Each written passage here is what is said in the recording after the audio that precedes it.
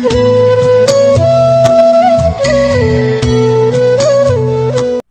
शांति।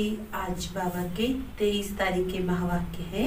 बाबा ने कहा, मीठे बच्चे, तुम्हें यही चिंता रहे कि कैसे सबको सुख धाम का रास्ता बताएं।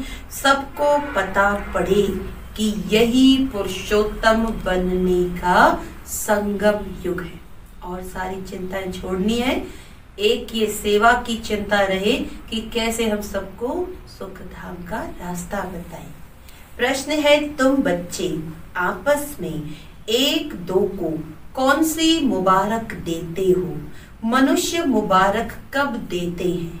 तो बाबा ने बताया, मनुष्य मुबारक तब देते हैं जब कोई जन्मता है, विजयी बनता है या शादी करता है या कोई बड़ा दिन होता है, परंतु वे कोई सच्ची मुबारक नहीं। तुम बच्चे एक दो को बाप का बनने की मुबारक देते हो। तुम कहते हो कि हम कितने खुश नसीब हैं जो सब दुखों से छूट सुख धाम में जाते हैं। तुम्हें दिल ही दिल में खुशी होती है। ओम शांति। बेहद का बाप बैठ बेहद के बच्चों को समझाते हैं। अब प्रश्न उठता है, बेहद का बाप कौन? ये तो जानते हो कि सबका बाप एक है, जिसको परम पिता कहा जाता है। लौकिक बाप को परम पिता नहीं कहा जाता। परम पिता तो एक ही है, उनको सब बच्चे भूल गए हैं। इसीलिए परम पिता परमात्मा जो दुख हरता सुख करता है, उसे तुम बच्चे जानते हो कि बाप हमारे दुख कैसे हर रहे हैं, फिर सुख शांति में चले जाएंगे। सब तो सुख में नहीं जाएंगे, कुछ सुख में कुछ शांति में चले जाएंगे। कोई सतयुग में पाठ बजाते, कोई त्रेता में, कोई द्वापर में। तुम सतयुग में रहते हो तो बाकी सब मुक्ति धाम में। उनको कहेंगे ईश्वर का घर। मुसलमान लोग जब नमाज पढ़ते हैं तो सब मिलकर खुदा ताला की बंदगी करते हैं। किस लिए? क्या बहिश्त के लिए या अल्लाह के पास जाने के लिए? अल्लाह के घर को बहिश्त नहीं कहेंगे, वहां तो आत्माएं शांति में रहती हैं, शरीर नहीं रहते। ये जानते होंगे अल्लाह के पास शरीर से नहीं परंतु हम आत्माएं जाएंगी। अब सिर्फ अल्लाह को याद करने से तो कोई पवित्र नहीं बन जाएंगे, अल्लाह को तो जानते ही नहीं। अब ये मनुष्यों को कैसे राय दे कि बाप सुख शांति का वर्षा दे रहे हैं? विश्व में शांति कैसे होती है? विश्व में शांति कब थी? यह उन्हों को कैसे समझाएं? सर्विसेबल बच्चे जो हैं, नंबरवार पुरुषार्थ अनुसार उन्हों को ये चिंतन रहता है। तो ब्रह्मा मुख वंशावली ब्राह्मणों को ही बाप ने अपना परिचय दिया है। सारी दुनिया के मनुष्य मात्र के पाठ का भी परिचय दिया है। अब हम मनुष्य मात्र को बाप और रचना का परिचय कैसे दें? बाप सबको कहते हैं, अपने को आत्मा समझ मुझे याद करो तो खुदा के घर चले जाएंगे। गोल्डन एज अथवा बहिश्त में सब तो जाएंगे नहीं, वहां तो होता ही एक धर्म है, बाकी सब शांति धाम में है। इसमें कोई नाराज होने की बात ही नहीं। मनुष्य शांति मांगते हैं, वह मिलती ही है अल्लाह अथवा गॉड फादर के घर में। आत्माएं सब आती हैं शांति धाम से, वहां फिर तब जाएंगे जब नाटक पूरा होगा। बाप आते भी हैं पतित दुनिया से सबको वापस ले जाने के लिए। अभी तुम बच्चों की बुद्धि में है हम शांति धाम जाते हैं, फिर सुख धाम में आएंगे। यह है पुरुषोत्तम संगम युग। पुरुषोत्तम अर्थात उत्तम से उत्तम पुरुष। जब तक आत्मा पवित्र न बने तब तक उत्तम पुरुष बन नहीं सकते। अब बाप तुमको कहते हैं मुझे याद करो और सृष्टि चक्र को जानो और साथ में दैवी गुण भी धारण करो। इस समय सभी मनुष्यों के कैरेक्टर बिगड़े हुए हैं। नई दुनिया में तो कैरेक्टर बहुत फर्स्ट क्लास होते हैं। भारतवासी ही ऊंच कैरेक्टर वाले बनते हैं। उन ऊंच कैरेक्टर वालों को कम कैरेक्टर वाले माथा टेकते हैं, उनके कैरेक्टर्स वर्णन करते हैं। यह तुम बच्चे ही समझते हो। अब औरों को समझाएं कैसे, कौन सी सहज युक्ति रचें। यह है आत्माओं का तीसरा नेत्र खोलना। बाबा की आत्मा में ज्ञान है। मनुष्य कहते हैं मेरे में ज्ञान है। ये देह अभिमान है, इसमें तो आत्माभिमानी बनना है। सन्यासी लोगों के पास शास्त्रों का ज्ञान है। बाप का ज्ञान तो जब बाप आकर देवे, युक्ति से समझाना है। वो लोग कृष्ण को भगवान समझ लेते हैं, भगवान को जानते ही नहीं। ऋषि मुनि आदि कहते थे हम नहीं जानते हैं, समझते हैं मनुष्य भगवान हो नहीं सकता, निराकार भगवान ही रचता है। परंतु वह कैसे रचता है, उनका नाम रूप देश काल क्या है, कह देते नाम रूप से न्यारा है। इतनी भी समझ नहीं कि नाम रूप से न्यारी वस्तु हो कैसे सकती, इम्पॉसिबल है। अगर कहते हैं पत्थर ठिक्कर कच्छ मच्छ सब में है तो वह नाम रूप हो जाता है। अब क्या कभी क्या कभी क्या कहते रहते बच्चों को दिन रात बहुत चिंतन चलना चाहिए कि मनुष्यों को हम कैसे समझाएं। यह मनुष्य से देवता बनने का पुरुषोत्तम संगम युग है। मनुष्य देवताओं को नमन करते हैं, मनुष्य मनुष्य को नमन नहीं करता। मनुष्य को भगवान अथवा देवताओं को नमन करना होता है। मुसलमान लोग भी बंदगी करते हैं, अल्लाह को याद करते हैं। तुम जानते हो वो अल्लाह के पास तो पहुंच तो नहीं सकेंगे। मुख्य बात है अल्लाह के पास कैसे पहुंचे, फिर अल्लाह कैसे नई सृष्टि रचते हैं, ये सब बातें कैसे समझाएं। इसके लिए बच्चों को विचार सागर मंथन करना पड़े। बाप को तो विचार सागर मंथन नहीं करना है। बाप विचार सागर मंथन करने की युक्ति बच्चों को सिखलाते हैं। इस समय सब आयरन एज में तमो प्रधान है। जरूर कोई समय गोल्डन एज भी होगी। गोल्डन एज को प्योर कहा जाता है। प्योरिटी और इम्प्योरिटी, सोने में खाद डाली जाती है ना, आत्मा भी पहले प्योर सतो प्रधान है, फिर उनमें खाद पड़ती है। जब तमो प्रधान बन जाती है तब बाप को आना है। बाप ही आकर सतो प्रधान सुखधाम बनाते हैं। सुखधाम में सिर्फ भारतवासी ही होते हैं, बाकी सब शांति धाम में जाते हैं। शांति धाम में सब प्योर रहते हैं, फिर यहाँ आकर आहिस्ते आहिस्ते इम्प्योर बनते जाते हैं। हर एक मनुष्य सतो रजो तमो जरूर बनते हैं। अब उन्हों को कैसे बताएं कि तुम सब अल्लाह के घर पहुंच सकते हो। देह के सब संबंध छोड़ अपने को आत्मा समझो। भगवानुवाच तो है ही, मेरे को याद करने से ये जो 5 भूत हैं वे निकल जाएंगे। तुम बच्चों को दिन रात यह चिंता रहनी चाहिए।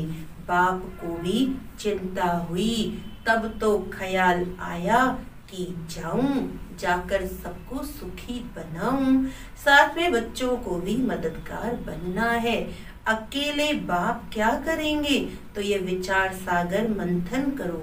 क्या ऐसा उपाय निकालें जो मनुष्य झट समझ जाए कि यह पुरुषोत्तम संगम युग है। इस समय ही मनुष्य पुरुषोत्तम बन सकते हैं।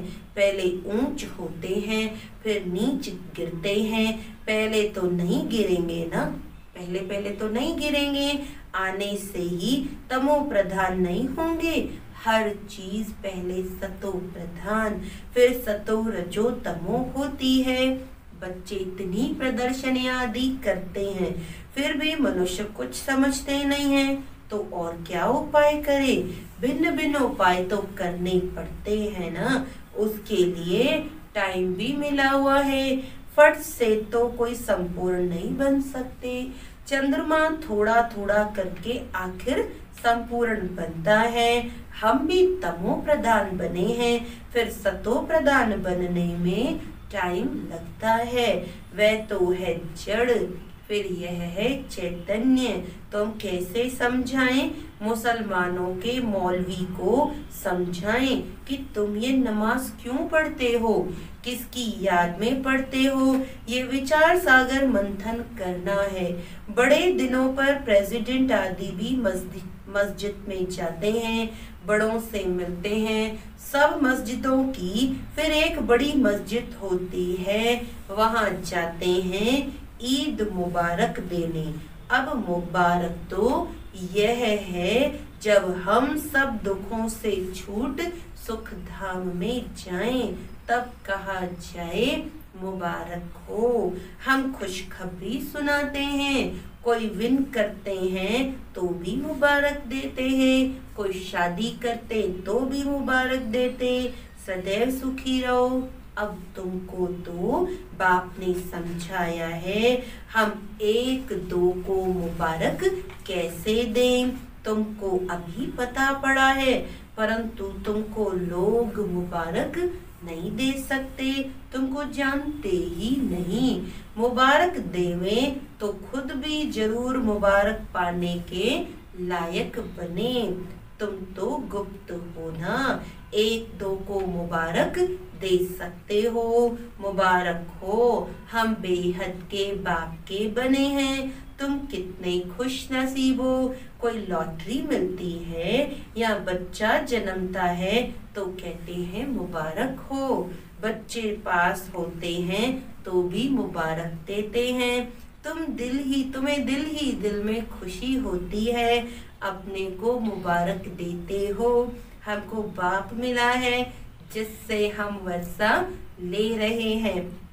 बाप समझाते हैं, तुम आत्माएं जो दुर्गति को पाई हुई हो, अब सदगति को पाती हो। मुबारक तो एक ही सबको मिलती है, पिछाड़ी में सबको मालूम पड़ेगा। जो ऊंचते ऊंच बनेंगे उनको नीचे वाले कहेंगे मुबारक हो। आप सूर्यवंशी कुल में महाराजा महारानी बनते हो, नीच कुल वाले मुबारक उनको देंगे जो विजय माला के दाने बनते हैं। जो पास होंगे उनको मुबारक मिलेगी, उनकी ही पूजा होती है। आत्मा को भी मुबारक हो जो ऊंच पद पाती है, फिर भक्ति मार्ग में उनकी ही पूजा होती है। मनुष्यों को पता नहीं है कि क्यों पूजा करते हैं, तो बच्चों को यही चिंता रहे कि कैसे समझाएं। हम पवित्र बने हैं, दूसरों को कैसे पवित्र बनाएं। दुनिया तो बहुत बड़ी है ना, क्या किया जाए जो घर घर में पैगाम पहुँचे। पर्चे गिराने से सबको तो मिलते नहीं, ये तो एक दो को हाथ में पैगाम चाहिए, क्योंकि उनको बिल्कुल पता नहीं कि बाप के पास कैसे पहुँचे। कह देते सब रास्ते परमात्मा से मिलने के हैं, परंतु बाप कहते ये भक्ति दान पुण्य तो जन्म जन्मांतर करते आए हो। परंतु रास्ता मिला कहाँ। कह देते यह सब अनादि चलता आया है, परंतु कब से शुरू हुआ अनादि का अर्थ नहीं समझते। तुम्हारे में भी नंबरवार पुरुषार्थ अनुसार समझते हैं। ज्ञान की प्रारंभिक किस जन्म, वह है सुख फिर है दुख। तुम बच्चों को हिसाब समझाया जाता है, किसने बहुत भक्ति की है। ये सभी रेजगारी बातें एक दो को तो नहीं समझा सकते। क्या करें, कोई अखबार में डाले, टाइम तो लगेगा। सबको पैगाम इतना जल्दी तो मिल ना सके। सब पुरुषार्थ करने लग पड़े तो फिर स्वर्ग में आ जाएं, ये हो ही नहीं सकता। अब तुम पुरुषार्थ करते हो स्वर्ग के लिए। अब हमारे जो धर्म वाले हैं उनको कैसे निकालें, कैसे पता पड़े कौन कौन ट्रांसफर हुए हैं। हिंदू धर्म वाले असल में देवी देवता धर्म के हैं, ये भी कोई नहीं जानते। पक्के हिंदू होंगे तो अपने आदि सनातन देवी देवता धर्म को मानेंगे। इस समय तो सब पतित है, बुलाते हैं पतित पावन आओ। निराकार को ही याद करते हैं कि हमको आकर पावन दुनिया में ले चलो। इन्होंने इतना बड़ा राज्य कैसे लिया। भारत में इस समय तो कोई राजाई ही नहीं जिसको जीत कर राज्य लिया हो। वे कोई लड़ाई करके राजाई तो पाते ही नहीं। मनुष्य से देवता कैसे बनाया जाता कोई को पता नहीं है। तुमको भी अब बाप से पता पड़ा है, औरों को कैसे बताएं जो मुक्ति जीवन मुक्ति को पाएं। पुरुषार्थ कराने वाला चाहिए ना, जो अपने को जानकर अल्लाह को याद करे। बोलो, तुम ईद की मुबारक किसको कहते हो। तुम अल्लाह के पास जा रहे हो, पक्का निश्चय है, जिसके लिए तुमको इतनी खुशी रहती है। ये तो वर्षों से तुम करते आए हो। कभी खुदा के पास जाएंगे या नहीं, मूंझ पड़ेंगे। बरोबर हम जो पढ़ते हैं क्या करने के लिए, ऊंचते ऊंच एक अल्लाह ही है। बोलो, अल्लाह के बच्चे तुम भी आत्मा हो। आत्मा चाहती है हम अल्लाह के पास जाएं। आत्मा जो पहले पवित्र थी अभी पतित बनी है। अभी इनको बहिष्ठ तो नहीं कहेंगे, सब आत्माएं पतित हैं। पावन कैसे बने, जो अल्लाह के घर जाए वहाँ विकारी आत्मा होती नहीं, वाइसलेस होनी चाहिए। आत्मा कोई फट से तो सतो प्रधान नहीं बनती। यह सब विचार सागर मंथन किया जाता है। बाबा का विचार सागर मंथन चलता है तब तो समझाते हैं ना। युक्तियां निकालनी चाहिए, किसको कैसे समझाएं। अच्छा, मीठे मीठे सिकिलदे बच्चों प्रति माता पिता बाप दादा का याद प्यार और गुड मॉर्निंग। रूहानी बाप की रूहानी बच्चों को नमस्ते। हम रूहानी बच्चों की रूहानी बाप दादा को याद प्यार गुड मॉर्निंग, नमस्ते नमस्ते नमस्ते जी। धारणा के लिए मुख्य सार है, जैसे बाप को ख्याल आया कि मैं बच्चों को जाकर दुखों से छुड़ाऊं, सुखी बनाऊं, ऐसे बाप का मददगार बनना है। घर घर में पैगाम पहुंचाने की युक्तियां रचनी है।